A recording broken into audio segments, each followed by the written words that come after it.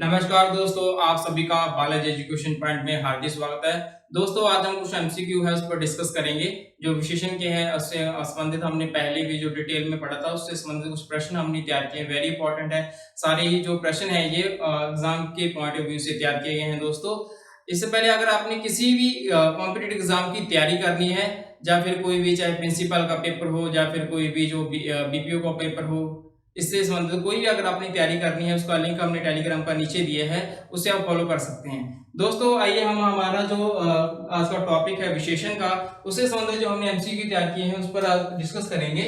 दोस्तों, हम आपको पहले ये बता दें कि ये एमसीक्यू है, वेरी इंपॉर्टेंट है। एग्जाम के से संबंधित हमने सारे एमसीक्यू तैयार किए हैं, ठीक है। इसलिए ध्यान से कर लेना।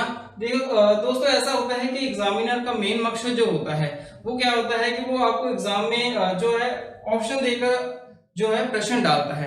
आपका देखते हैं वहां माइंड कैसे चलता है वही उसने देखना होता है। लेकिन इसलिए मैं आपको डिटेल में यही बताना चाहूंगा कि आपने जो प्रश्न है वो कैसे सॉल्व करना है। अगर विशेषण से प्रश्न आता है, कैसे उस चीज को है आपने उस चीज को ऊपर पकड़ बनानी है। पहला हमारा जैसे प्रश्न है कि जो शब्द संज्ञा या सर्वनाम की विशेषता बताते हैं उसे क्या कहा जाता है।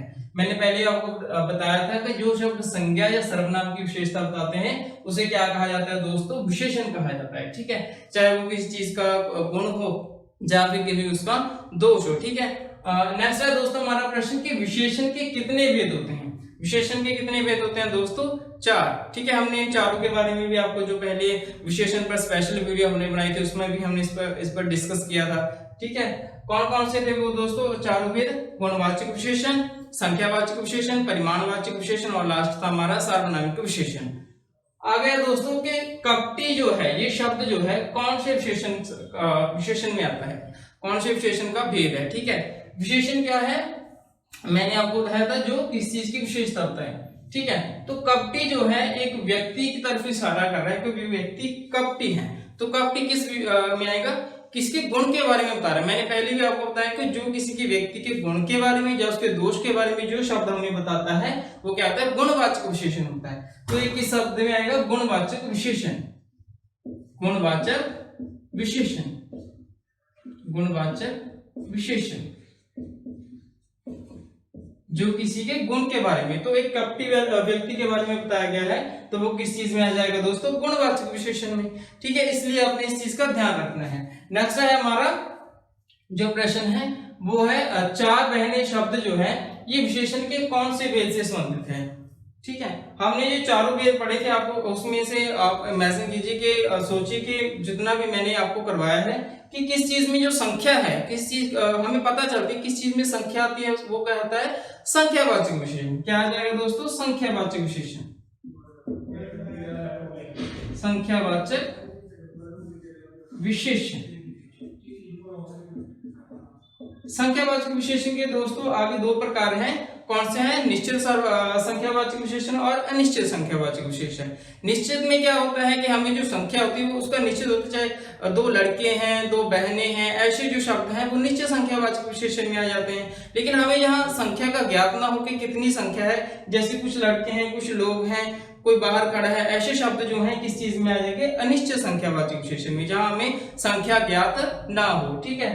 तो इसमें 4 बहनें शब्द जो है किस चीज में आ जाएगा, संख्यावाचक विशेषण में। नेक्स्ट प्रश्न है हमारा कि विशेषण में जिसकी विशेषता बताई जाए उसे क्या कहा जाता है, ठीक है। जिस चीज की विशेषता बताई जाए, जैसे मैं यहाँ पर आपको एग्जांपल दे रहा हूं,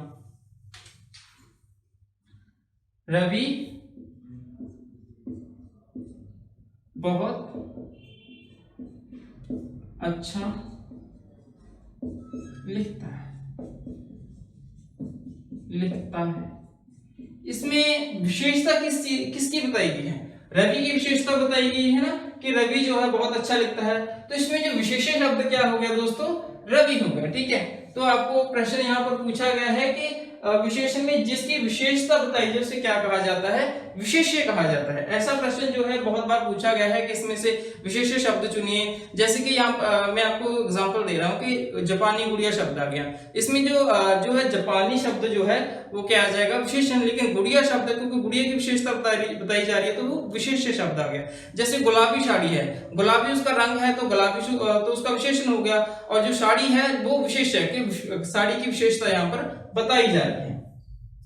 नेक्स्ट प्रश्न है हमारा दोस्तों कि जो शब्द विशेषण की विशेषता बताए, ये तो था कि जिसकी विशेषता बताई जाए, अगर विशेषण की भी जो आगे विशेषता बताता है उस शब्द को क्या कहा जाता है, उसे कहा जाता है दोस्तों परविशेषण। परविशेषण, ये प्रश्न एक बार सीटेट में पूछा गया था कि इसमें से आपको सीटेट में क्या होता है, एक पैराग्राफ दिया जाता है, उसमें जो है कुछ प्रश्न के आंसर भी दिए जाते हैं और कुछ ग्रामर के प्रश्न भी पूछे जाते हैं। तो उसमें एक पूछा गया था कि इसमें से परविशेषण का चुनाव कीजिए। तो दोस्तों परविशेषण क्या होता है, जो वो विशेषण की भी विशेषता बताता है। जैसे कोई एग्जांपल ले लेते हैं हम यहाँ पर, मोहन बहुत तेज दौड़ता है। ठीक है, यहाँ पर मोहन जो है बहुत तेज दौड़ता है, यहाँ जो है उसकी विशेषता क्या है, तेज। ठीक है, ये तो विशेषण आ गया, मोहन यहाँ पर विशेष शब्द आ गया, लेकिन पर विशेषण इसमें क्या है, बहुत। बहुत शब्द जो है पर विशेषण है, जो विशेषण की भी आगे विशेषता बताता है, तो वो क्या हो जाता है दोस्तों, पर विशेषण हो जाता है।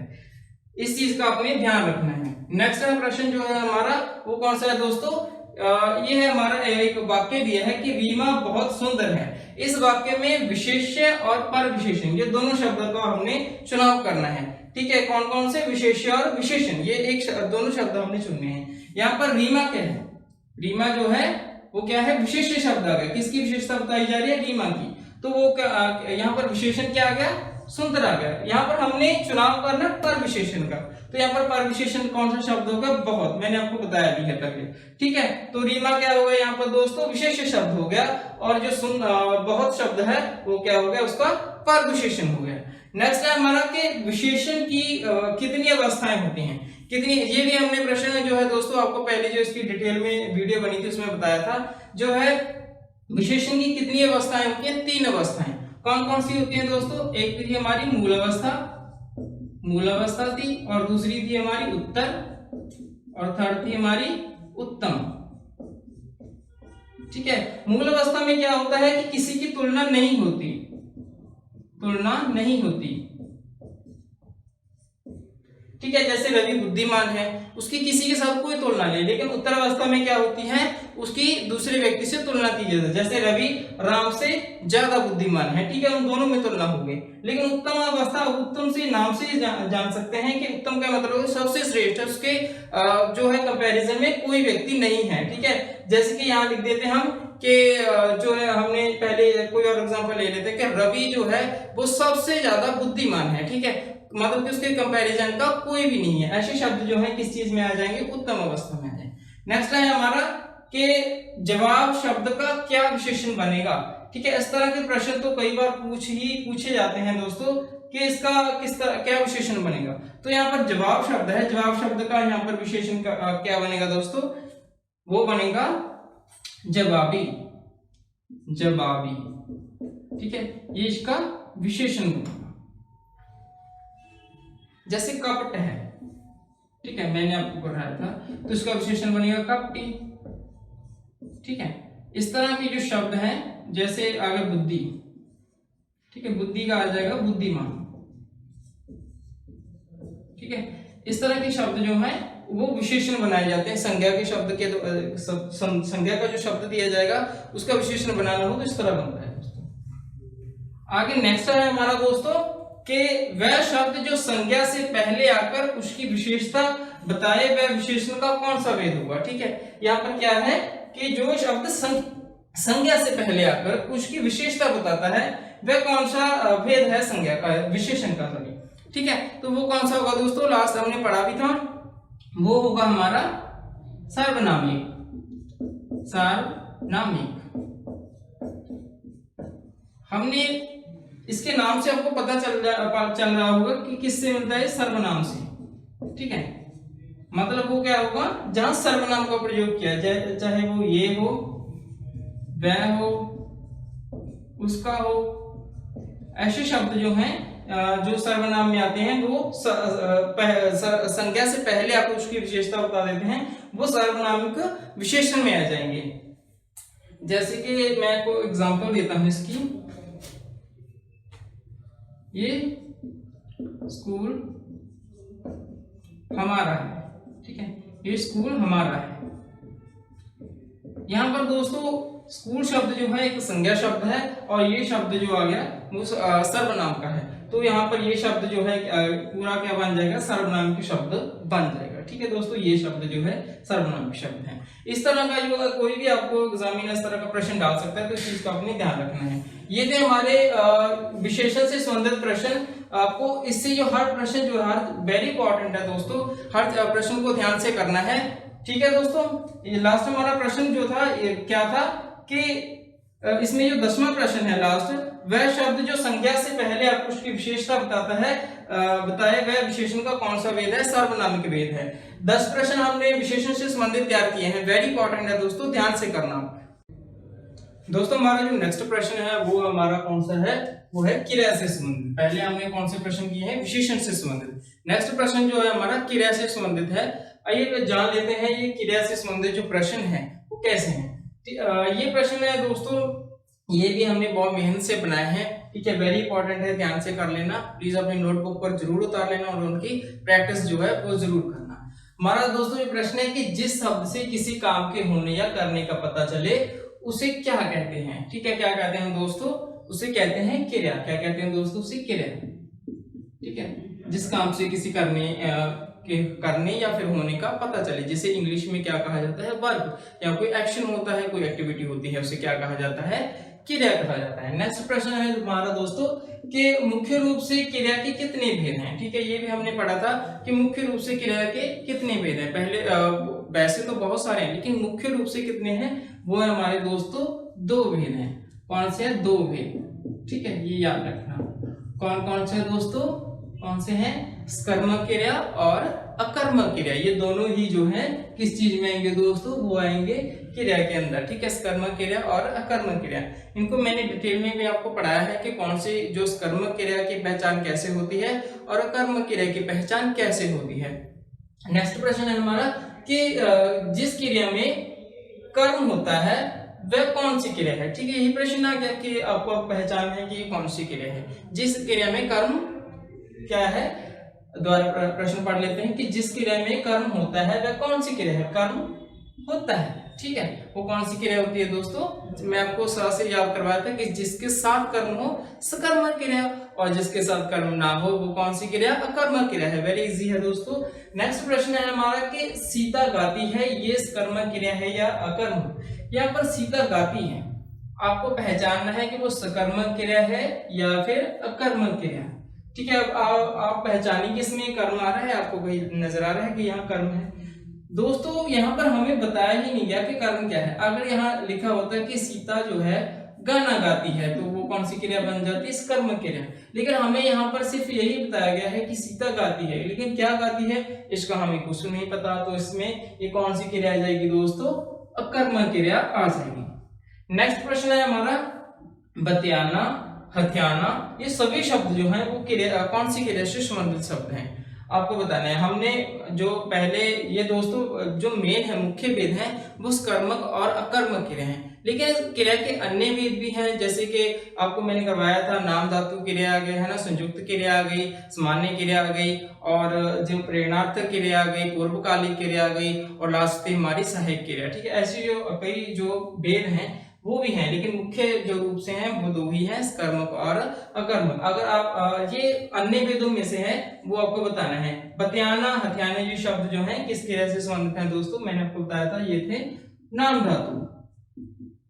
ठीक है, नाम धातु क्रिया से संबंधित। जहां सर्व का शर्माना, ऐसे शब्द जो है जिस चीज में आ जाए वो कौन सी क्रिया होगी दोस्तों, नाम धातु क्रिया होगी। ठीक है, नेक्स्ट है हमारा दोस्तों कि अध्यापक बच्चों से पुस्तक पढ़वाता है, ये कौन सी क्रिया है। ठीक है, यहाँ पर जो है पढ़वाता है मतलब खुद काम नहीं कर रहा, वो बच्चों को कह रहा है अध्यापक जो है। जहां मैंने आपको बताया था कि जो व्यक्ति है जो करता है खुद काम ना करके दूसरे को प्रेरणा देकर काम करवाता है, तो वो कौन सी क्रिया हो जाती है दोस्तों, प्रेरणार्थक क्रिया। कौन सी, प्रेरणार्थक क्रिया। ठीक है, जहां व्यक्ति जो है खुद काम ना करके दूसरे को प्रेरणा देकर जहां कार्य करता है वो कौन सी क्रिया होती है दोस्तों? प्रेरणार्थक क्रिया। नेक्स्ट प्रश्न है हमारा कि वह खाना खाकर सो गए, ये क्रिया का कौन सा भेद है? ठीक है, यहाँ पर उसने जो है एक तो खाना खा लिया, ठीक है, खाना खाकर उसने क्या किया? वो सो गया। जो सोने की क्रिया है उससे पहले उसने क्या किया? खाना खा लिया। तो ये कौन सी क्रिया हो गई दोस्तों? पूर्वकालिक क्रिया। एक क्रिया से पहले और क्रिया हुई है, पूर्वकालिक क्रिया। ठीक है, जहां एक क्रिया से पहले एक और क्रिया, मुख्य क्रिया से पहले एक और क्रिया हो गई तो वो कौन सी हो जाएगी? पूर्वकालिक क्रिया हो जाएगी। मुख्य क्रिया से पहले जहां क्रिया होती है उसे पूर्वकालिक क्रिया कहते हैं। नेक्स्ट है हमारा दोस्तों, जिस क्रिया में क्या, किससे जैसे प्रश्नों का जवाब हमें मिलता है वह कौन सी क्रिया है? ये भी मैंने आपको पढ़ाया था। ठीक है, पहली जो हमारी जो स्टार्टिंग थी है ना, तो मुख्य भेद कौन से थे कर्म और अकर्मक क्रिया में, उसमें मैंने आपको बताया था कि जिसमें हमें क्या, किससे ऐसे प्रश्नों का जवाब मिलता है वो कौन सी क्रिया होगी? वो कर्म क्रिया होगी। जैसे यहाँ पर हम जो पहले एग्जाम्पल की थी, सीता गाती है, हमें यहाँ पर आंसर नहीं मिल रहा सीता क्या गाती है, तो ये कौन सी क्रिया हो गई थी? अकर्मक। अगर यहाँ पर लिखा होता गाना, सीता गाना गाती है, तो क्या शब्द का हमें जवाब मिल जाता कि क्या गाती है? वो गाना गाती है। तो इसलिए यहाँ हमें जवाब मिलता है इन प्रश्नों का, वो कौन सी क्रिया हो जाती है दोस्तों? सकर्मक क्रिया हो जाती है। ठीक है, इस चीज का आपने ध्यान रखना है। यही जो है इस क्रिया को पहचानने का मेन जो है सब क्या और किससे जो शब्द हैं, यही इस क्रिया को पहचानने के संकेत हैं कि जहां हमें इन प्रश्नों का आंसर मिल जाता है। नेक्स्ट है दोस्तों हमारा कि धातु के साथ क्या लगाने से सामान्य क्रिया बनती है? धातु शब्द को जान लेते हैं पहले। धातु क्या होता है? जो क्रिया के मूल रूप होता है, जैसे पढ़, लिख, दे, सो, ऐसे शब्द जो है किस चीज में आ जाएंगे? धातु में। लेकिन अगर धातु को क्रिया बनाना है तो वो उसके साथ कौन सा प्रत्यय लगेगा? क्या लगेगा? यहाँ पर सिर्फ एग्जामिनर ये भी पूछ सकता है कि क्या लगेगा? उपसर्ग लगेगा, प्रत्यय लगेगा, क्या लगेगा? तो उसमें दोस्तों क्या लगेगा? प्रत्यय लगेगा। ठीक है, कौन सा प्रत्यय लगेगा? ना प्रत्यय। ये आपने याद रखना है। जैसे यहाँ पर पढ़ शब्द है, लगा लीजिए यहाँ पर पढ़ शब्द है, अगर इसके पीछे ना शब्द प्रत्यय लगा दिया जाए तो क्या बन जाएगी? ये एक क्रिया बन जाएगी, सामान्य क्रिया बन जाएगी। ठीक है, इसी तरह के प्रश्न एग्जाम में आ जाते हैं कि ये धातु शब्द है उससे सामान्य क्रिया बनाइए। पढ़ शब्द लिख सकता है, लिख शब्द आपको डाल सकता है एग्जाम में, सो शब्द तो उसके पीछे कौन सा प्रत्यय लगेगा? ना प्रत्यय जुड़कर वो सामान्य क्रिया बन जाएगी। ठीक है, नेक्स्ट है हमारा कि मैं घर जाता हूं, इस वाक्य में हूं शब्द किस क्रिया में आएगा? मतलब कि कौन सा भेद है जिसके अंतर्गत ये क्रिया के आएगा? हूं शब्द। ठीक है, ये आएगा दोस्तों कौन से? आप इसका आंसर दे सकते हैं नीचे कमेंट बॉक्स में। इसका आंसर आएगा दोस्तों सहायक क्रिया। कौन सी क्रिया आएगी दोस्तों? सहायक क्रिया। क्या होती है सहायक क्रिया? जो लास्ट में उसका आकर जो है वाक्य को कंप्लीट कर दे, ठीक है, उससे संपूर्ण कर दे, उसका अर्थ जो है स्पष्ट कर दे। जैसे कि मैं घर जाता, यहाँ पर हूं शब्द को इसने जो वाक्य है उसको पूर्ण कर दिया। अगर मैं घर जाता, यहाँ पर हूं शब्द को काट दिया जाए तो यहाँ पर पूर्ण नहीं होगा ना वाक्य के। घर जाता नहीं हूं भी हो सकता था, यहाँ पर हूं शब्द जो है उसे क्या करता है? पूर्ण करता है। हमारे यहाँ जो क्रिया की जितनी हमने प्रश्न तैयार किए थे आपको मैं करवाए हैं डिटेल में, इन सभी प्रश्नों को दोस्तों अपने ध्यान से कर लेना है, वेरी इंपॉर्टेंट है दोस्तों। इससे आपको क्या होगा कि एग्जाम में आपको जब आएंगे इस तरह के प्रश्न तो आप इजी तरीके से उसे कर पाएंगे। ठीक है दोस्तों, आज के लिए हमारा इतना ही, धन्यवाद।